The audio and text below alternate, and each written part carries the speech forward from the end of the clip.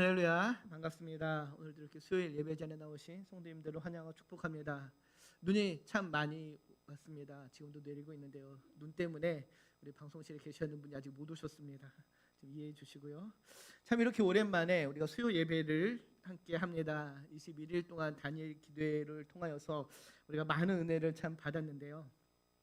제가 요즘에 우리 청년들에게 강조하는 그런 말이 있으면 설교 시간마다 항상 매번 빠지지 않고 하는 이야기가 있는데, 우리가 수많은 설교를 듣고 또 많은 간증을 듣고 많은 책을 통해서 알게 되고 깨닫게 되는 은혜들이 있습니다. 또 지식들이 있죠.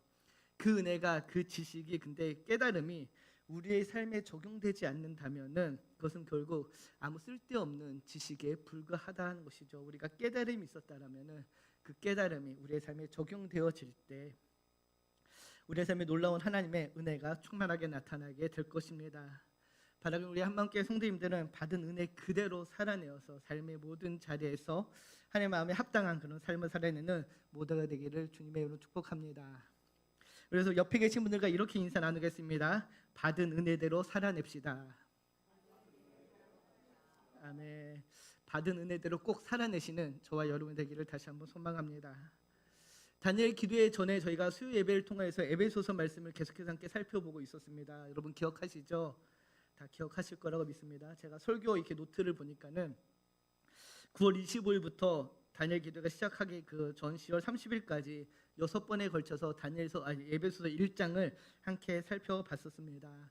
오늘은 그 1장의 내용을 간략하게 다시 한번 정리하면서 2장 말씀을 지금 함께 살펴보도록 하겠습니다. 바울은 1장에서 에베소 교회에 편지를 보내며 먼저 하나님을 찬양하라라고 권면을 합니다. 하나님을 찬양할 것을 선포하면서 우리가 왜 하나님을 찬양해야 되는지 그 찬양의 이유를 말씀해 주시는데요. 우리가 하나님을 찬양해야 되는 이유, 바로 하나님께서 우리에게 신령한 복을 주셨기 때문이다라고 바울이 알려줍니다.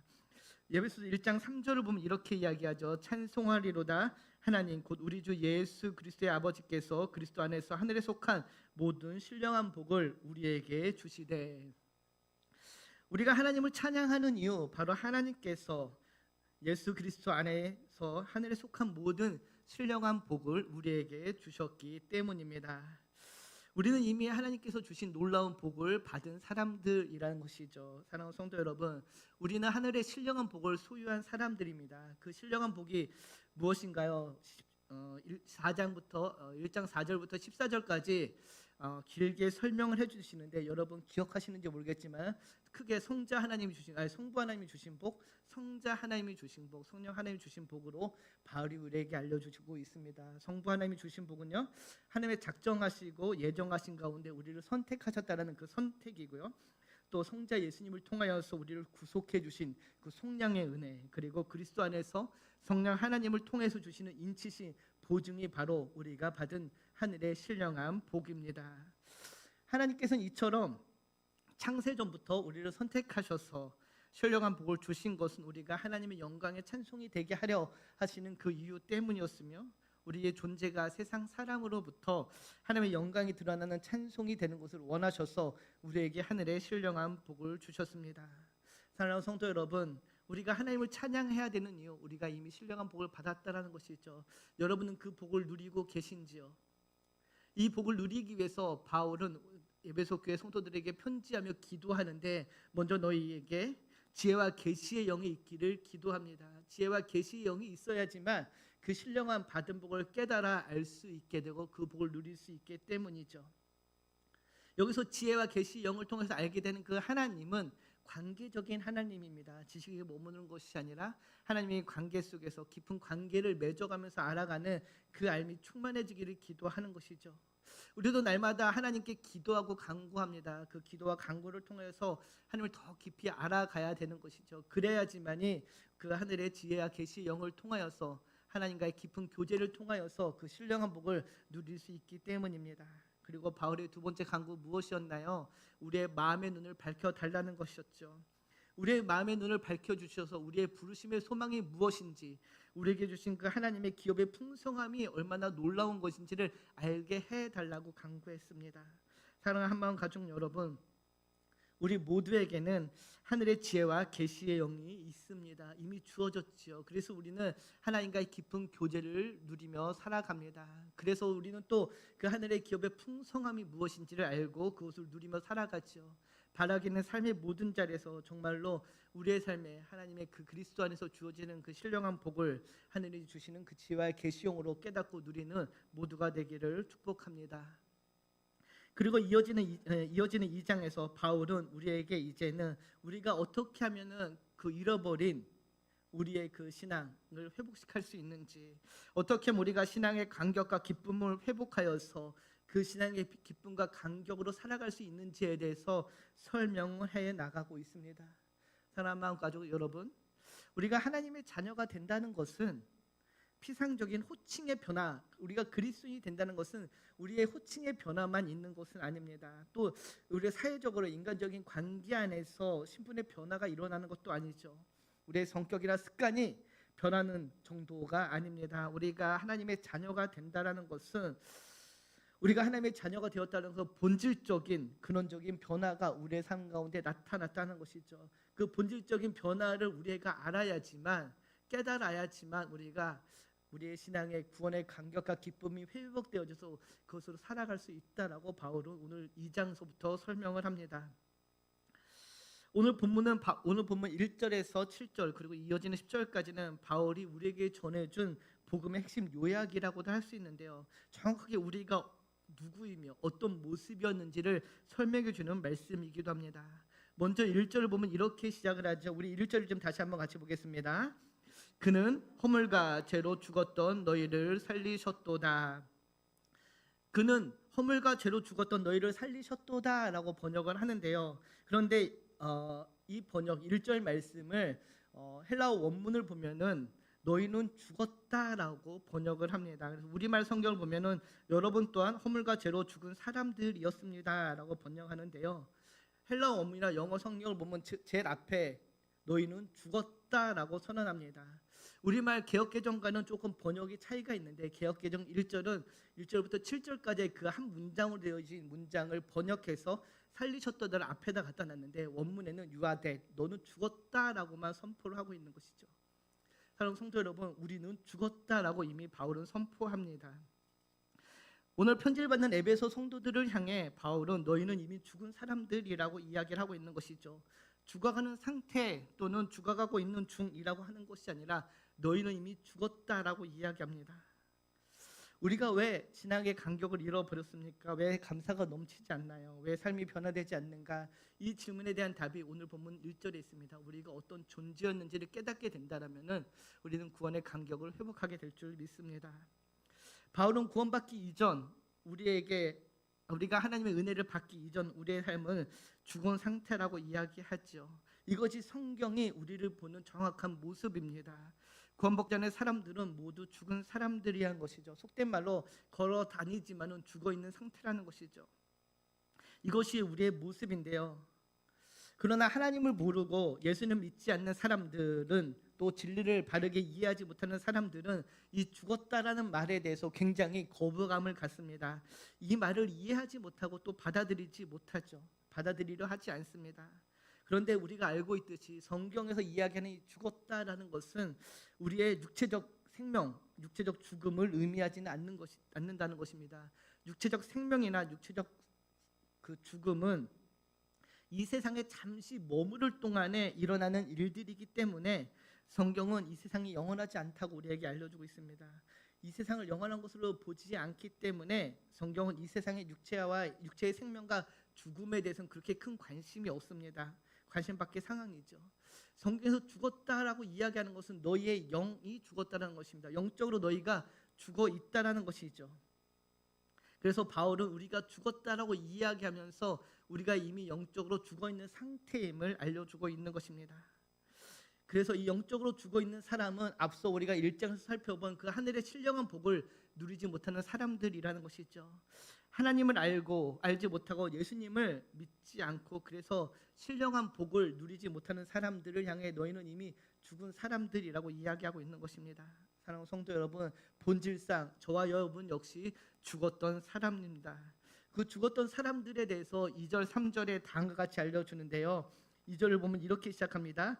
그때에 너희는, 그때가 언제입니까? 너희가 죽어있던 그때를 이야기합니다. 너희가 죽었다라고 하는 그때에 너희는 그 가운데에 행하였어 이 세상 풍조를 따르고 공중의 권세 잡은 자를 따랐으니 곧 지금 불순종의 아들들 가운데 역사하는 영이다라고 이야기합니다.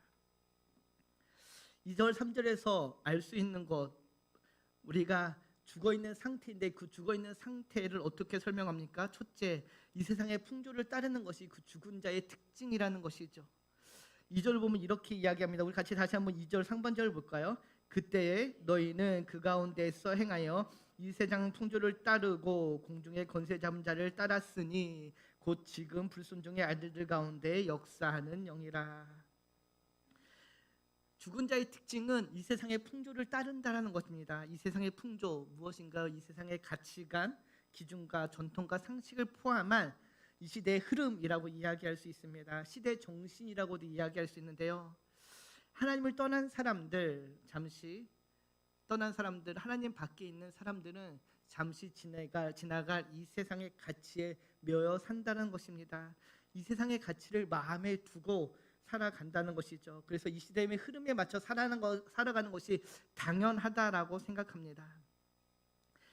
그들이 쫓아가는 이 시대의 기준, 이 시대의 흐름이 무엇일까요? 여러 가지가 있겠지만은 말씀을 정리하면서 생각해 보니 제일 먼저 돈이라는 것이 생각났습니다. 이 세상 사람들이 가장 놓지 못하는 가장 중요한 가치 무엇인가요? 바로 돈입니다. 어떤 차를 타는가, 아파트는 몇 평이고, 은행에 예적금이 얼마이고, 주식이 얼마를 갖고 있고, 이런 것들의 삶의 기준으로 삼는다는 것이죠. 다른 사람들을 평가할 때도 그 기준으로 평가한다는 것입니다. 이것이 구원받기 이전 세상 풍조를 따르는 사람들의 기준이요 가치라는 것이죠. 또 어떤 사람들은 지위와 학력에 매어 사는 사람들도 있습니다. 어떤 학위가 있고 어떤 학교를 졸업했고 뭐 박사학위가 있고 어디를 졸업했는지가 중요하게 여기는 것이죠.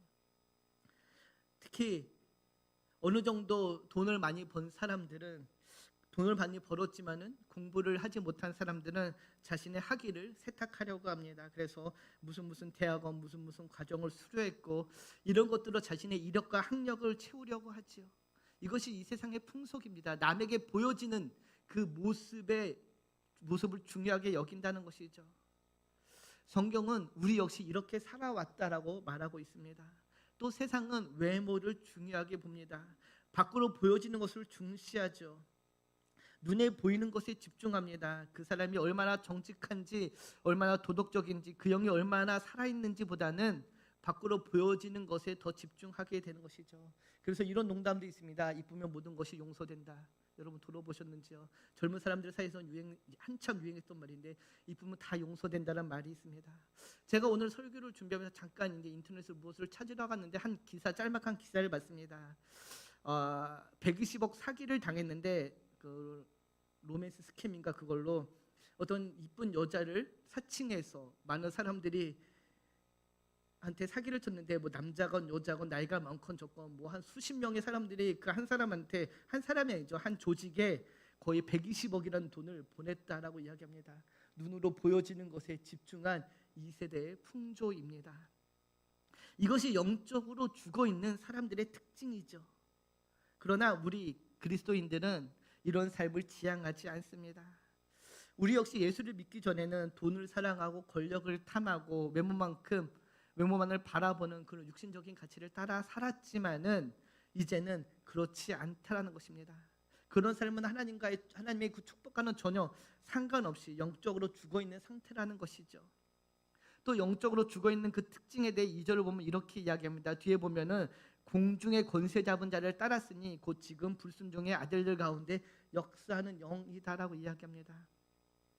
죽었던 자들의 두 번째 특징 무엇입니까? 바로 공중 권세 잡은 자를 따랐다는 것입니다. 그런데 중요한 것은 공중 권세 잡은 자를 따랐는데 지금 불순종의 아들들 가운데 역사하는 영이라고 알려주는 것이죠.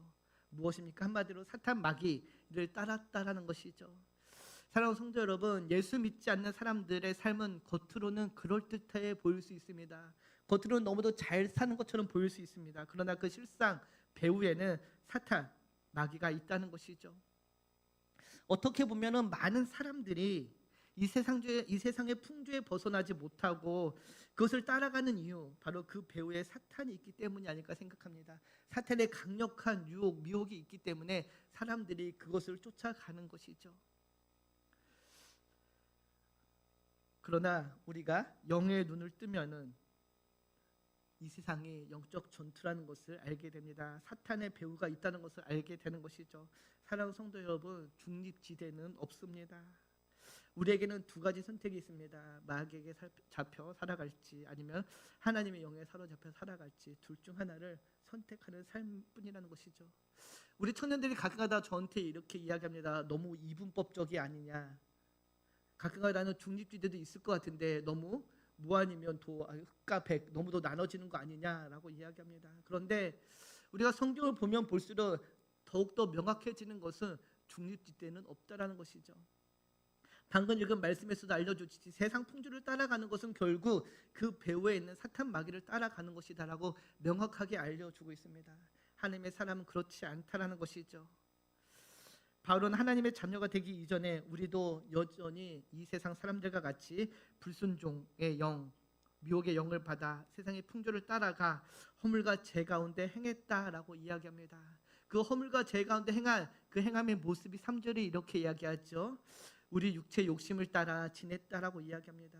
허물과 죄로 지낸 인생, 사탄에 이끌려 세상의 풍조를 따라가는 삶의 모습은 결국은 육체의 욕심을 따라가는 삶의 모습으로 나타난다는 것입니다. 욕심과 사망이 끊이지 않는 그 사슬에 매여서 자유롭지 못하다는 것이죠. 계속해서 무언가를 얻으려고 노력하고 무언가를 쫓아가려는 그런 탐욕과 탐심의 마음에 사로잡혀 살아간다는 것입니다. 그런데 이는 욕심대로 살아가는 삶에 대해서 야고보서 1장 15절에 이렇게 우리에게 알려줍니다. 제가 찾아서 읽어드리겠습니다. 욕심이 잉태한즉 죄를 낳고 죄가 장성한즉 사망을 낳느니라. 욕심을 따라가는 그 삶의 끝에는 결국은 무엇이 있습니까? 사망이 있다는 것입니다. 욕심이 죄를 잉태하고 그 죄가 결국 죄의 싹은 사망이기에 욕심대로 살아가는 그 인생의 끝에는 사망이 있다는 것이죠. 결국은 그 욕심대로 살아가는 그 삶의 끝에는 사망이라는 것입니다. 죽었던 자의 모습이라는 것이죠. 그런데 우리는 이 욕심에서 자유로울 수 없습니다. 이것이 사람들의 한계입니다. 그 욕심으로부터 나는 자유롭다고 이야기하지만 무소욕을 이야기하지만 그것에서 자유로운 사람은 단 한 사람도 없다라는 것이죠. 그러면 어떻게 하면은 우리가 이 욕심에서 자유로워질 수 있을까요? 바울은 갈라디아서 5장 16절에 이렇게 이야기하는데 우리 같이 한번 찾아볼까요? 갈라디아서 5장 16절입니다. 바로 에베소서 앞에 한 두 장만 앞으로 넘기면 됩니다. 갈라디아서 5장 16절입니다. 앞으로 한 두 장, 성경책 한 두 장만 넘기면 갈라디아서 5장이 있습니다. 갈라디아서 5장 16절에 보면은 이렇게 이야기합니다. 우리 찾으셨으면 같이 한 목소리 읽겠습니다. 내가 이르노니 너희는 성령을 따라 행하라. 그리하면 육체의 욕심을 이루지 아니하리라. 우리가 육체의 욕심으로 더 자유로울 수 있는 것 무엇입니까? 성령을 따라 행하는 것입니다. 우리가 성령을 따라 행할 때에만 우리는 이 육체의 욕심에서 벗어날 수 있다는 것이죠. 자유로울 수 있다는 것입니다. 인간의 노력이나 한계로는 도저히 이룰 수 없다는 것이죠. 내가 아무리 무소욕을 이야기하고 무소유를 이야기한다 하더라도 한계가 있다는 것입니다. 우리가 성령에 따라서 성령에 이끌리는 대로 살아가지 않는다면은 우리의 힘으로 도저히 이룰 수 없는 게 욕심으로부터 자유로워지는 것입니다. 그러나 사람들은 반대로 자신이 몸이 요구하는 것과 마음의 소원을 실행하는 것을 정당하다라고 얘기합니다. 그것이 당연하다라고 이야기하죠. 그것이 죄로 여기지 않습니다. 죄라고 생각하지 않습니다. 그들의 눈에는 그 자신의 욕심에 따라 마음에 따라 행하는 것이 너무도 당연한 이치라고 생각합니다. 그러나 바울은 오늘 우리에게 알려줍니다. 육체와 마음이 죄로 인하여 타락했기 때문에 몸이든 마음이든 그대로 마음대로 행하는 것은 죄라고 이야기하죠. 그래서 3절 마지막에 보면 이렇게 이야기하죠. 다른 이들과 같이 본질상 진노의 자녀였다라고 이야기합니다. 이것이 우리의 실체입니다. 사랑하는 성도 여러분, 우리는 본질상 진노의 자녀였습니다. 본질상 진노의 자녀였다. 이것이 무엇을 의미하는지 여러분 아십니까? 바로 우리가 하나님의 심판을 받아도 마땅한 그런 존재였다는 것입니다. 우리가 본질상 진노의 자녀였다라는 것은요, 여러분, 본성 차원에서 그렇게 진노의 자녀였기 때문에 우리의 힘으로는 그 진노를 벗어날 수 없다라는 것을 또한 알려주고 있는 것입니다. 우리가 하나님의 그 진노의 상태에서 벗어날 수 있으려면은 인간의 본성이 바뀌어야 되는데, 우리 본질상 진노의 자녀이기 때문에 우리의 힘으로는 그 하나님의 진노와 심판을 피할 수 없다라는 것이 3절에서 바울이 이야기하는 것입니다. 본질상 우리가 바뀌어야 되는데 그 본질상 우리를 본성을 바꾸는 것은 우리의 영역이 아니라는 것이죠. 우리를 창조한 창조주의 영역이라는 것입니다. 창조자만 가능한 일이라는 것이죠. 이렇게 우리는 본질상 진노의 자녀였기 때문에 심판을 면할 수 없는데, 그런데 우리에게 반전이 일어납니다. 4절 5절에 이렇게 이야기하죠. 우리 4절과 5절을 먼저 4절만 좀 같이 읽겠습니다. 긍휼이 풍성하신 하나님이 우리를 사랑하시 그 큰 사랑으로 인하여, 5절도 같이 봅니다. 허물로 죽은 우리를 그리스도와 함께 살리셨고. 아멘. 긍휼이 풍성하신 하나님이 우리를 사랑하신 그 큰 사랑으로 인하여서 우리를 살리셨다라고 이야기합니다. 그런데 4절을 보면은, 헬라어 원문을 보면은 그러나라는 접속사가 있습니다. 그래서 영어 성경을 보면은 but God이라고 이야기죠. 그러나 하나님이라고 이야기합니다. 그러나 하나님이 자비가 넘치는 분이셔서 우리를 사랑하신 그 큰 사랑으로 말미암아 우리를 구원하셨다라고 이야기합니다. 그러나의 반전이 시작되는 것이죠. 본질상 진노의 자녀에서 심판받을 수밖에 없는 우리였지만, 그러나 하나님이 우리를 너무도 사랑하셔서 그 크신 자비와 은혜로 우리를 살리셨다라고 이야기합니다. 반전이 일어났습니다. 사랑하는 성도 여러분, 그래서 이 4절 번역에 그러나라는 단어가 굉장히 중요한데 기억해 주는 거 빠져서 조금 안 쉽습니다. 그러나 다른 모든 번역 성경에는 들어가 있더라고요. 그러나 반전이 일어났습니다. 하나님께서 우리를 너무도 사랑하셔서 그 크신 자비와 사랑으로 우리를 살려내셨습니다. 영적으로 허물과 죄로 죽었는데, 본질상 하나님의 진노의 대상이었는데, 그래서 영원히 멸망할 수밖에 없는 그런 존재였는데, 그런데 하나님이 그렇게 죽어있던 우리에게 은혜를 베푸셨습니다. 은혜를 베푸셔서 우리를 살리셨습니다. 사랑하는 성도 여러분, 이것이 하나님의 은혜입니다. 하나님께서 긍휼과 자비로 죽었던 저와 여러분을 살리셨습니다. 그 베푸신 은혜를 이제 4절 6절에서 바울이 세 가지로 설명하는데요. 우리 4절과 6절을 읽으면서 동사 3개, 중요한 동사 3개가 나옵니다. 그 동사를 좀 함께 찾아보겠습니다. 같이 읽겠습니다. 시작. 긍휼이 풍성하신 하나님이 우리를 사랑하신.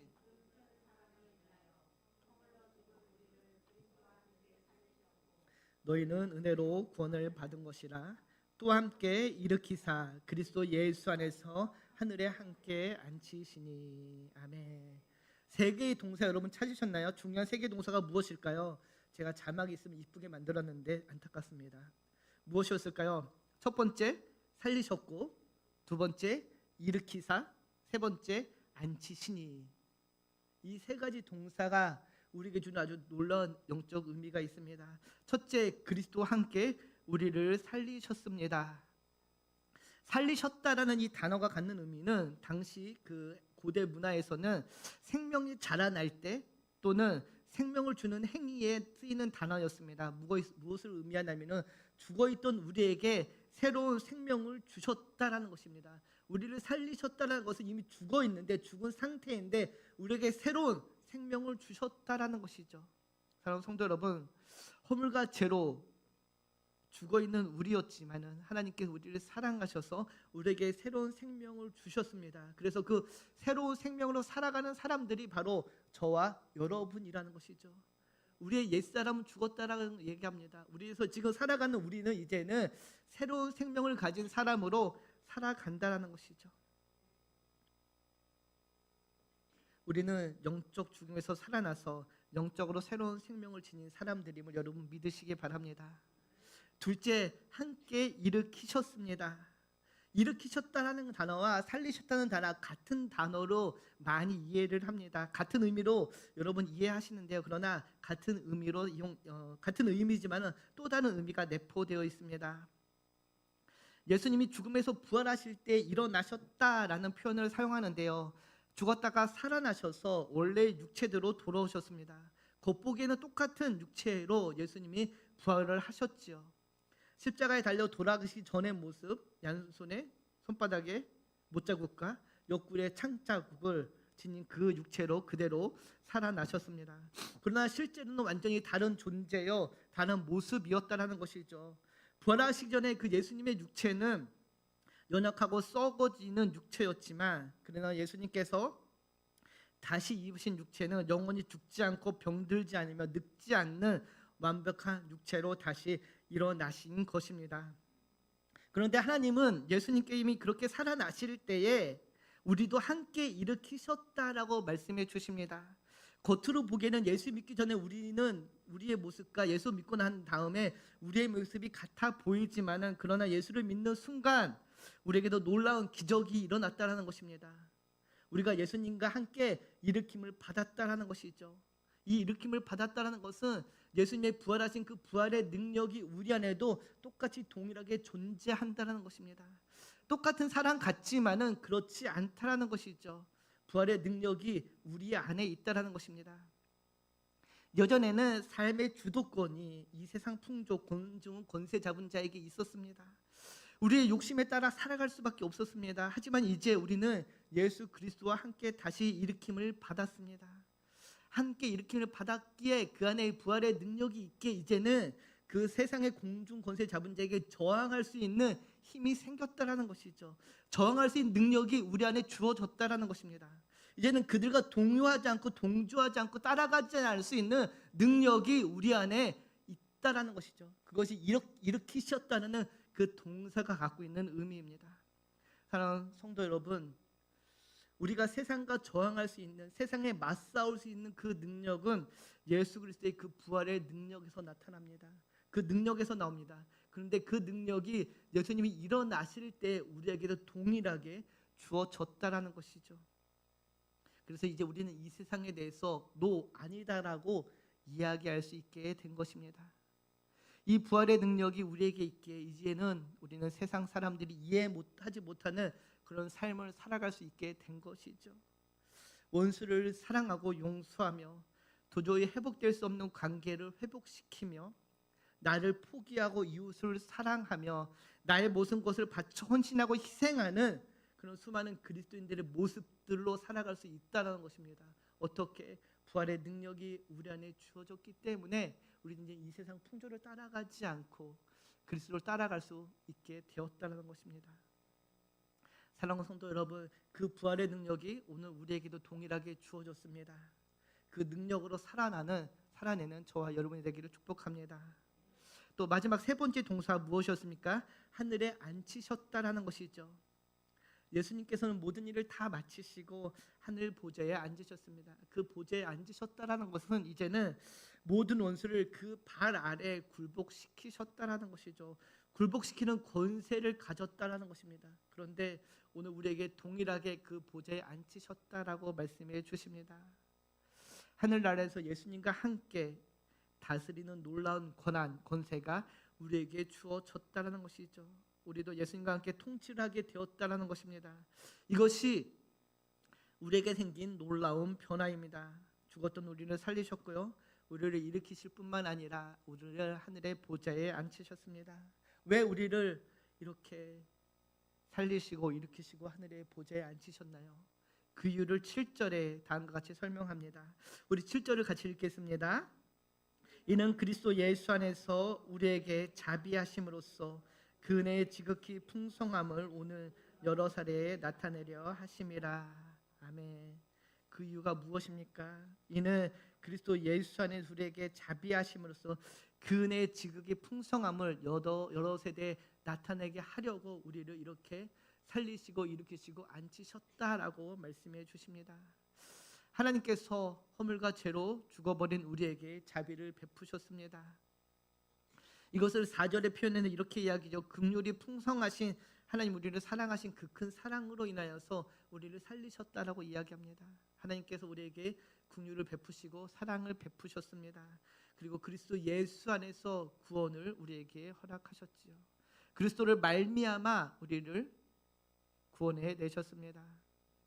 그 구원은 바로 구원의 이유가 무엇입니까? 우리로 하여금 이제는 그 은혜의 풍성함을 증거하는 도구요 통로가 되게끔 하기 위해서 우리를 살려내셨다라는 것이죠. 우리가 주님의 그 사랑을 안다라면은, 그 은혜를 안다라면은 이제는 우리도 그 사랑을 전하는 도구요 통로가 되어야 한다라는 것입니다. 7절 말씀은 우리말 성경에는 이렇게 번역하는데요. 이는 그리스도 예수 안에서 다가오는 모든 세대에게 하나님의 은혜가 지극히 풍성함을 보여주기 위한 것입니다. 우리를 살려내신 그 목적이 우리의 오는 세대에게 그리스도의 그 은혜의 풍성함을 나타내고 보여주기 위해서 우리를 살리셨다는 것이죠. 우리를 통해서 그리스도의 은혜가 사랑이 증거되고 전파되는 도구요 통로로 쓰이기 위해서 우리를 살려내셨다는 것입니다. 사랑하는 성도 여러분, 그래서 우리는 우리의 삶에 하나님의 긍휼과 자비와 은혜와 사랑을 이제는 오는 세대에게 드러내는 삶을 살아야 합니다. 그것이 바로 하나님이 우리를 구원하신 이유요 목적이라고 바울이 오늘 알려줍니다. 이제 말씀을 정리합니다. 성도 여러분, 우리는 하나님의 은혜를 받았습니다. 그 은혜로 다시 태어났습니다. 다시 살아났습니다. 그런 우리는 어떤 삶의 모습을 가져야 될까요? 오늘 본문 말씀에 의하면은 죽은 자의 모습을 벗어버리고 영적 생명을 지닌 자로서 살아야 한다라는 것이죠. 세상 풍조를 따르는 것이 아니라 공중 권세 잡은 자를 따르며 육체의 마음의 욕심을 따라가는 그렇게 살아가는 것이 아니라 이제는 우리 안에 살아계신 그 하나님의 소원을 따라 살아가야 한다는 것입니다. 우리는 이제 더 이상 죄와 사망의 권세 아래 놓여 있는 자들이 아니기에 부활의 소망을 갖고 그리스도 안에서 우리에게 주신 그 풍성함의 은혜를 따라 살아가는 삶을 살아내야 한다는 것입니다. 세상 사람들은 세상의 풍조와 육체 욕심을 따르지 않는 그리스도인들을 보고 의아해합니다.